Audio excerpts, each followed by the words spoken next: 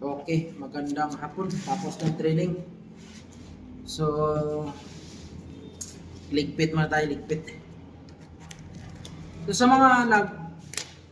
nag-inquire sa atin, yung mga nagtatanong sa atin na yung sa loob ng 10 days session training, marami bang natutunan? Marami kasi itong makina sa atin dito, 12 makina. 12 makina, 2 instructor araw-araw. So, nagabayan kayo ng mabuti. Actual kasi turo natin, ang tinuturo namin dito, tinuturuan talaga kayo paano mag-repair, paano mag-ayos. Kasi dito ito explain ko lang sa inyo para mas maintindihan, mabilisan.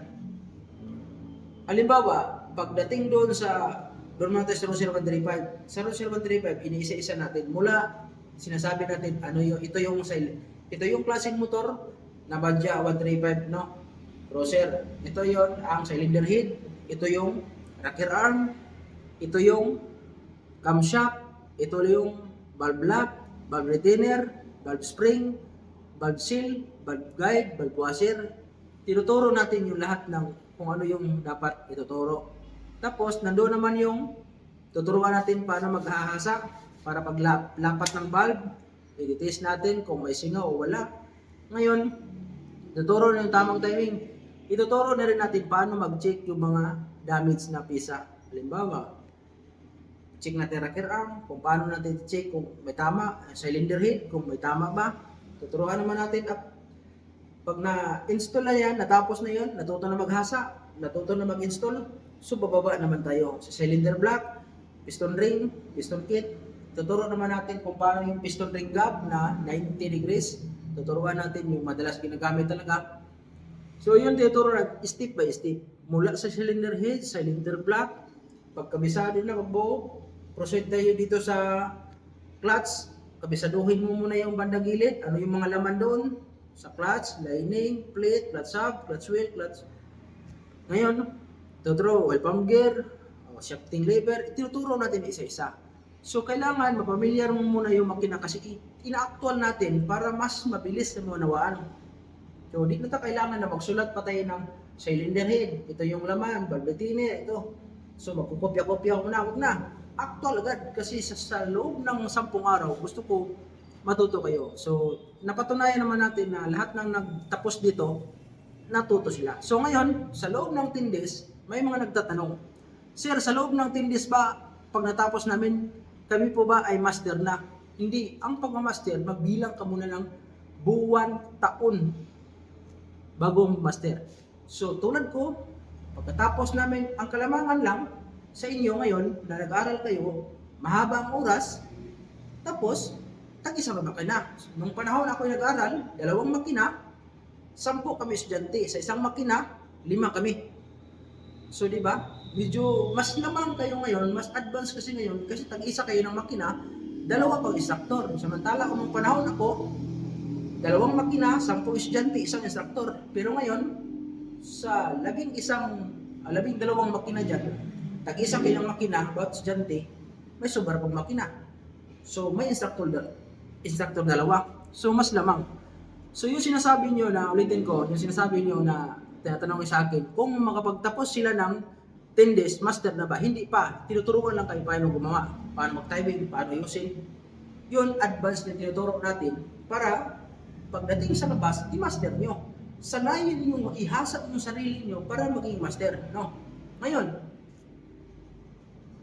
isipin nyo na natapos nyo yung 10 days, apply ka na ibang shop. Kung gusto niyo mag-helper, parang yung natutunan niyo, i-apply niyo na. I-master niyo.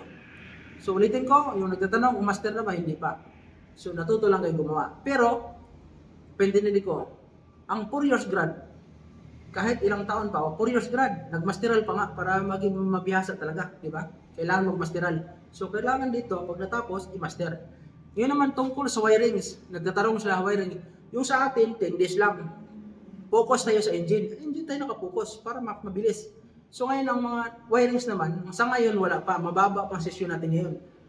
Mababang sesyon. Pero pagdating na nag-upgrade na kasi ako na pag nag-open na yung kabila sa second floor, pag nag-open na yan, kasama na wirings. Pero ang ating training hanggang 13 days. So, mas nagdagdag tayo ng araw para sa wirings, pero mas mataas ng tuition. Kasi simple, kasama wirings, pero dalawa pa rin instructor. Yung mga magtuturo ng wiring, yun yung mga certified yan. 'Di ba? Mayroon tayong TVET certificate. Mayroon tayong TM1, TVET, mayroon tayo. Yung mga instructor naman din natin, mayroon. So, sa mga nag-inquire, direct na lang kayo. Gawin niyo lang, i-search niyo ang Capro Motorcycle Shop para mag-register kayo doon. Pag na-register, ila-line up natin sa next batch. Kung sinong magtapos, salang agad yung susunod. So, ganun lang. So, sa Saturday o Sunday, mag-iba na yung schedule ng Saturday, Sunday, susunod na batch. Kasi mayroong morning shift, mayroong afternoon shift. Okay? So, sa Monday, Tuesday, Thursday, Friday, yun yung oras na isang shift lang. Sa next batch, alas 10 hanggang alas 3:30. No, alas 10 hanggang alas 3:30. Pero pag Saturday, Sunday ay iba yung umaga, iba yung panghapon. Okay? So yun lang, sa mga register, diretso lang kayo sa Capro Motorcycle Shop para mag-register kayo, magpila kayo doon para masama din sa lineup. Napakalaking bagay itong ginawa namin dahil para marami din matutunan, gusto maging mekaniko o sa may mga sariling motor. O pag nag-aral kayo, kayo nagagawa sa sarili niyong motor. Pag may problema, kayo nagagawa. Marami dito mga nagtapos na sila na gumawa. Lalo na yung mga tuda na may mga sariling motor. Sila na gumagawa sa motor nila.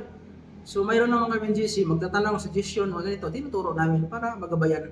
Kahit nagtapos na kayo, basta nag-message kayo sa GC, gagabayan namin kayo para magamit niyo yung natutunan niyo. Okay, yun lang. So maraming salamat kay uuwi na. Peace out.